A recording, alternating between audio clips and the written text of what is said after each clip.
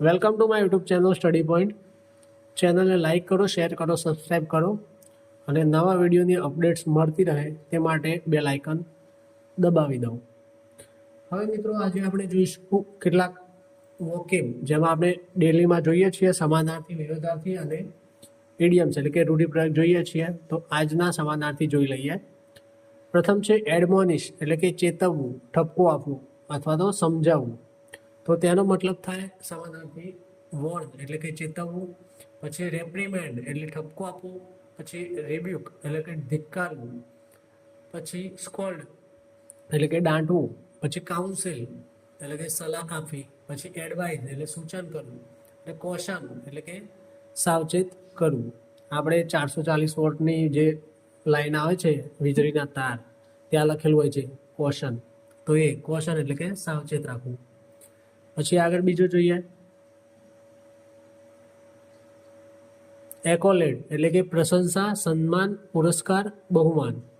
તો તેના સમાનાર્થી છે પ્રેઝ એટલે કે પ્રશંસા, પછી ઓનર એટલે સન્માન, એવોર્ડ એટલે પુરસ્કાર, રેકગ્નિશન એટલે કે માન્યતા, ટ્રિબ્યુટ એટલે શ્રદ્ધાંજલિ અથવા સન્માન, પછી કમાન્ડેશન એટલે વખાણ, પ્રશંસાપત્ર, ડિસ્ટિંક્શન એટલે કે વિશેષ સન્માન. આપણા કોલેજમાં હોય છે ને ફર્સ્ટ ક્લાસ, ડિસ્ટિંક્શન ક્લાસ, એ રીતે એટલે વિશેષ સન્માન. અને છેલ્લું છે એપ્રિસિએશન એટલે કે કદર. પછી ત્રીજો જોઈએ વિન્ડિકેટ એટલે કે સાચું સાબિત કરવું, નિર્દોષ સાબિત કરવું અથવા તો દોષ મુક્ત ઠરાવવું. તો તેના સમાનાર્થી છે જસ્ટિફાય એટલે કે યોગ્ય ઠરાવવું, જસ્ટિસ એટલે કે ન્યાય કરનાર હોય એ રીતે આ બનેલું છે જસ્ટિફાય, યોગ્ય ઠરાવવું. પછી એક્ઝોનેરેટ એટલે કે દોષ મુક્ત ઠરાવવું, પછી ક્લિયર એટલે કે નિર્દોષ સાબિત કરવું, પછી એક્વિટ એટલે નિર્દોષ જાહેર કરવું, પછી ડિફેન્ડ એટલે કે બચાવ કરવો, વેલિડેટ એટલે કે માન્ય સાબિત કરવું. કોઈ પણ સર્ટિફિકેટ હોય તો તેની વેલિડિટી હોય છે, એ રીતે એના પરથી બનેલું છે વેલિડેટ એટલે કે માન્ય સાબિત કરવું. પછી કન્ફર્મ એટલે કે પુષ્ટિ કરી. અને છેલ્લું છે સસ્ટિનિયન્ટ એટલે કે પુરાવા સાથે સાબિત કરવું. આગળ બીજું જોઈએ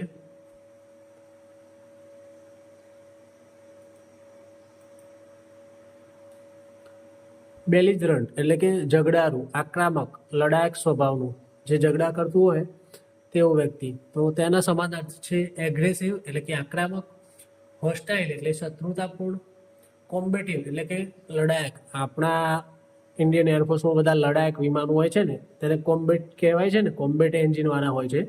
તો તેના પરથી બનેલું છે કોમ્બેટિવ એટલે કે લડાયક. પછી વોર લાઇક એટલે યુદ્ધને પ્રિય, જેને યુદ્ધ પ્રિય હોય તે હંમેશા ઝઘડો કરતો હોય એ રીતે બનેલું છે. પછી કન્ફ્રોન્ટેશનલ એટલે કે ટકરાવજનક, પછી એન્ટાગોનિસ્ટ એટલે વિરોધી, પછી પુગ્નાસિયસ એટલે કે ઝઘડારું, અને છેલ્લું છે ક્વિરલસમ એટલે કે કજિયાખોર. પછી છે આગળ ફ્રુગલ એટલે કે કરકસર કરનાર, મિતવ્યયી એટલે ખોટો વ્યય ન કરનાર, બચતપૂર્વક ખર્ચ કરનાર. તો તેના સમાનાર્થી છે ઇકોનોમિકલ કરકસરવાળું, પછી થ્રિફ્ટી એટલે બચત કરનાર અથવા તો ઓછું ખર્ચનાર, પછી સ્પેરિંગ એટલે ઓછો ખર્ચ કરનાર, પછી છે કોસ્ટ કોન્શિયસ એટલે કે ખર્ચ બાબતે સાવચેત, આડાઅવળા પૈસા ના વાપરતા હોય, પછી પેની વાઇઝ એટલે કે પૈસાની બચત કરનાર.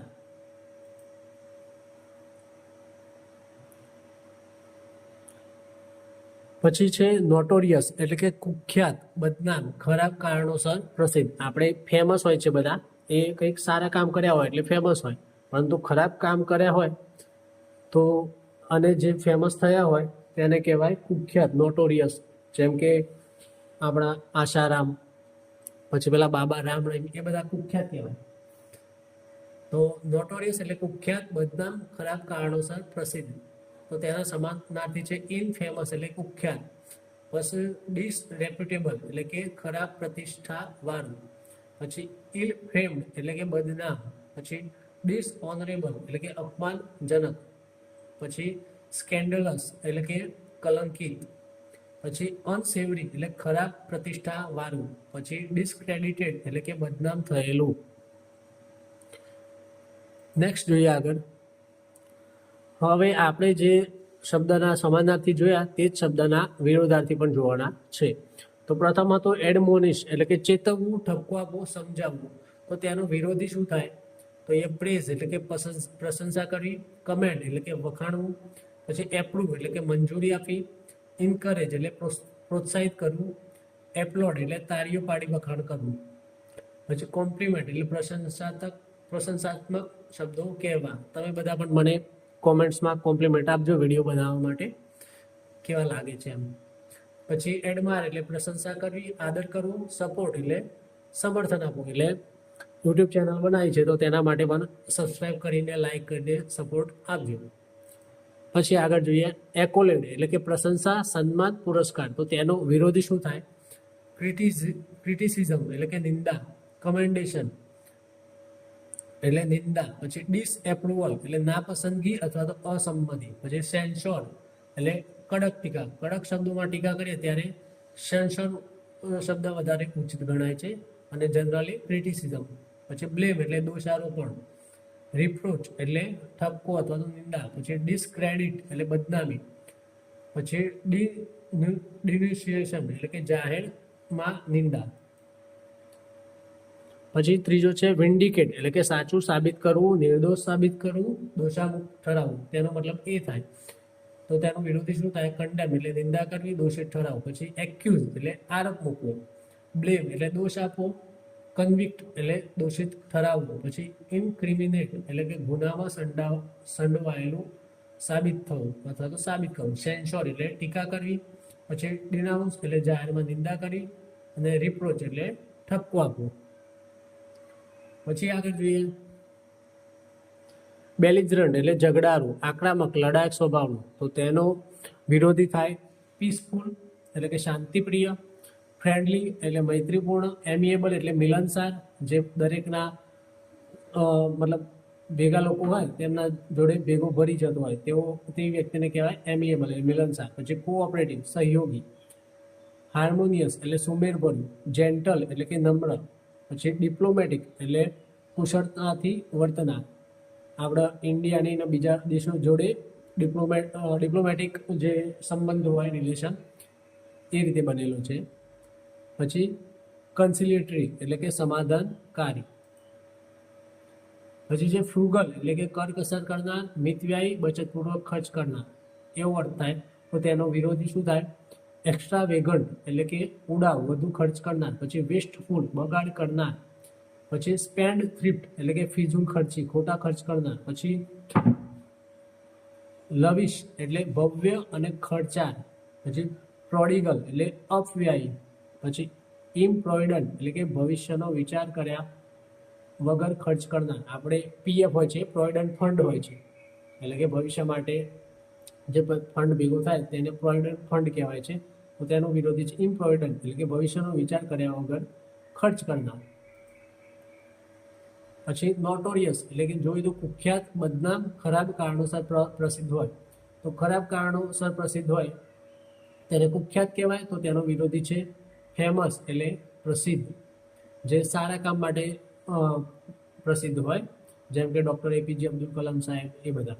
પછી રિનાઉન્ડ એટલે કે વિખ્યાત, એસ્ટીમ્ડ એટલે માનનીય, રેપ્યુટેબલ એટલે કે સારી પ્રતિષ્ઠા વાળું, ઓનરેબલ એટલે સન્માનનીય, ડિસ્ટિંગ્વિશ એટલે પ્રતિષ્ઠિત, રિસ્પેક્ટેડ એટલે આદરણીય, સેલિબ્રેટેડ એટલે વખણાયેલું પ્રસિદ્ધ. આપણે સેલિબ્રિટી હોય છે બધા એ રીતે, જે લોકો ફેમસ હોય તેને સેલિબ્રિટી કહેવાય, એટલે સેલિબ્રેટેડ એ રીતે બનેલું છે. મિત્રો આપણે જોયા સમાનાર્થી, વિરોધાર્થી. હવે જોઈએ ઇડિયમ્સ એટલે કે રૂઢિપ્રયોગ. તો ઇન હોટ વોટર એટલે ગરમ પાણીમાં. તો તેનો મતલબ થાય ઇન ટ્રબલ એટલે કે મુશ્કેલીમાં હોવું, ઇન અ ટાઈટ સ્પોટ એટલે કે મતલબ એ જ મતલબ થાય કે મુશ્કેલીમાં હોવું. કોઈક ટાઈટ સ્પોટ એટલે પેલો હોય ને જગ્યા, સ્પોટ એટલે જગ્યા, ટાઈટ એટલે ટાઈટ, સમજવાનું છે એ રીતે. પછી ઇન અ પીકલ, પછી in a difficult situation because of something you did, મતલબ કે તમે કંઈક કર્યું છે તેના કારણે તમે ડિફિકલ્ટ સિચ્યુએશનમાં મુકાયા.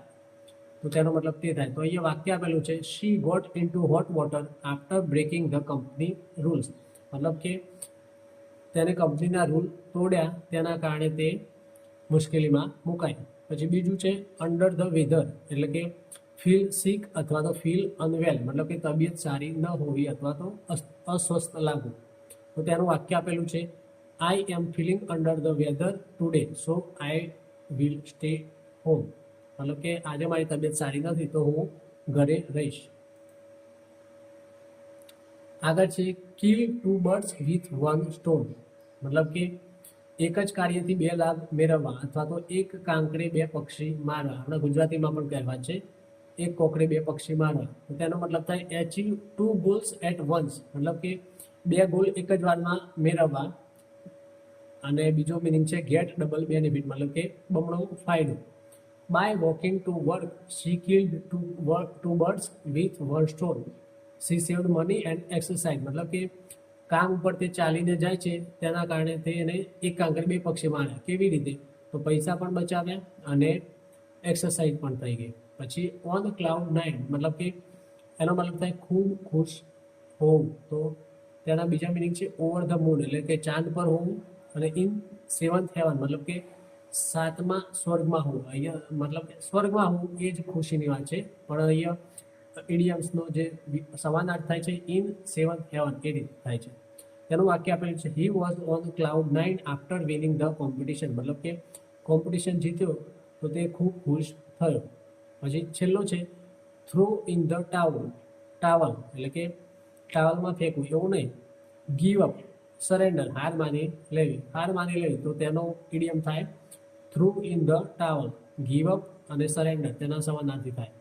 વાક્ય આપેલું છે after many failed attempts he decide to throw in the towel. મતલબ કે તેને ઘણા બધા પ્રયત્નો કર્યા છતાં પણ પાસ થયો નહીં, ફેલ થયો. તેથી તેને હાર માની લીધી.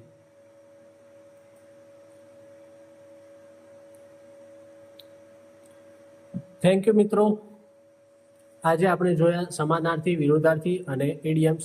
આપણે આ સિરીઝ ચાલુ જ રાખીશું. જે રીતે ગ્રામરના એક વિડીયો આવે છે તે રીતે રોજ જે આપણા વોકેબના પણ લેક્ચર આવશે. તો તમે બધા જોતા રહેજો. ચેનલને લાઈક કરજો, શેર કરજો અને સબસ્ક્રાઈબ કરજો. Thank you.